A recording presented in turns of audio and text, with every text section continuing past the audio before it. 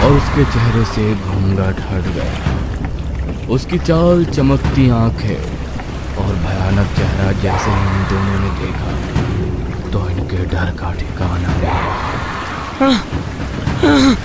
मोहिनी उसका चेहरा देख सहम गई और बेहोश हो गई।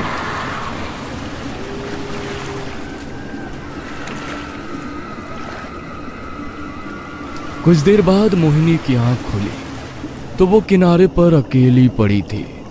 उसने इधर उधर देखा और खुद को अकेला पाकर घर की तरफ दौड़ पड़ी।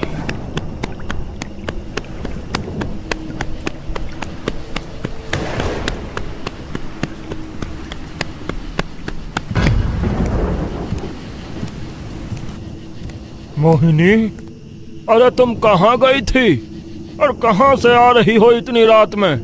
मोहिनी बहुत डर में थी, लेकिन अपने पिता को मोहित के बारे में बता नहीं सकती थी, इसीलिए वो चुप ही रही और उसके पिता ने उसे घर के अंदर भेज दिया।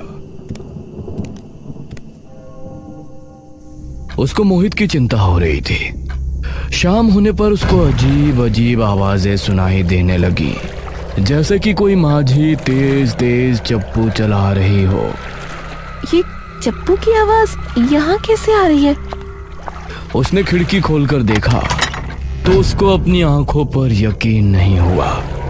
उसने देखा कि सामने वही औरत नाव के अंदर खड़ी है। उसकी माँ उसकी चीख सुनकर वहां पहुंची। क्या हुआ बेटा? मोहिनी ने खिड़की की तरफ इशारा करते फिर से देखा। माँ, वो लेकिन इस समय खिड़की के बाहर उसका बगीचा नजर आ रहा था। ये देखकर मोहिनी के मुंह से आगे कुछ नहीं निकला।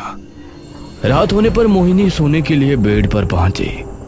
करीब 1 बजे जब वो गहरी नींद में थी, तभी उसको अपने पैरों पर कुछ गीला महसूस हुआ और उसकी आंख खुल गई। कौन है? लेकिन आंख खोलते ही उसने पाया कि उसका बेड नदी के बीच तैर रहा है और वही घूंघट वाली औरत अपनी नाव में बैठी उसकी तरफ आ रही है। ये सब क्या है? मेरे साथ क्या हो रहा है? क्यों मेरा पीछा कर रही हो? तभी उसे किसी ने हिलाया तो वो अपने सेंस में आई। उसने पाया कि वो अपने कमरे में ही है और उसके माँ बाप उसके पास ही हैं। क्या हो बेटा, तुम इतनी अजीब बर्ताव क्यों कर रही हो? मोहिनी कस के अपनी माँ के गले लग गई और फिर उसने अपने माता पिता को सब कुछ बता दिया। ये क्या किया तुमने?